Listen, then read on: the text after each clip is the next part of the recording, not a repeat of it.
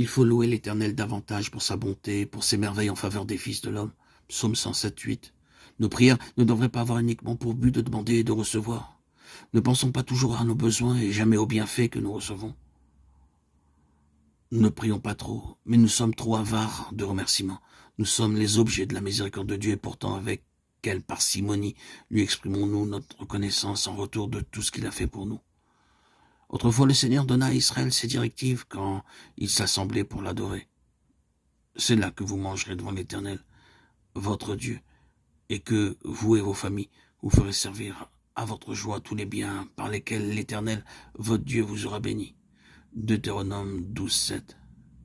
Ce qui est fait pour la gloire de Dieu devrait l'être avec joie, avec chant de louange et action de grâce, et non avec tristesse et morosité. Notre Dieu est un Père tendre et compatissant. Ne considérons jamais son service comme un labeur déprimant et angoissant. Adorer le Seigneur et travailler à son œuvre devrait être pour nous un plaisir.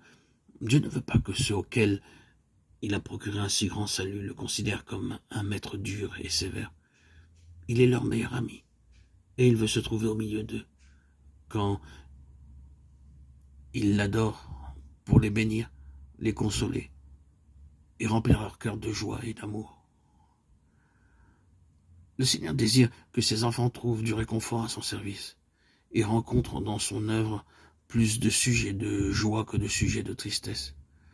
Il désire que ceux qui viennent pour l'adorer s'en retournent en portant avec eux la précieuse assurance de sa sollicitude et de son amour, ainsi que la mesure nécessaire de grâce pour se livrer avec joie à leur occupation journalière et agir fidèlement et honnêtement en toutes choses.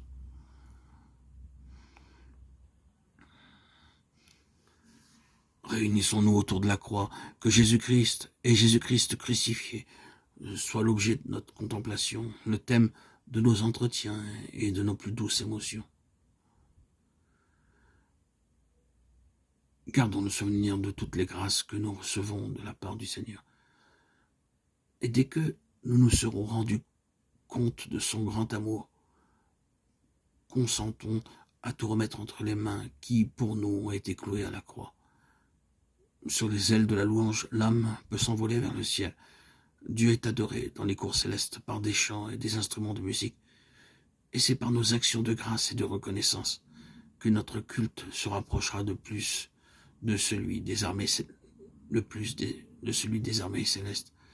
Celui qui offre pour sacrifice des actions de grâce me glorifie, nous dit-il. Psaume 50, 23.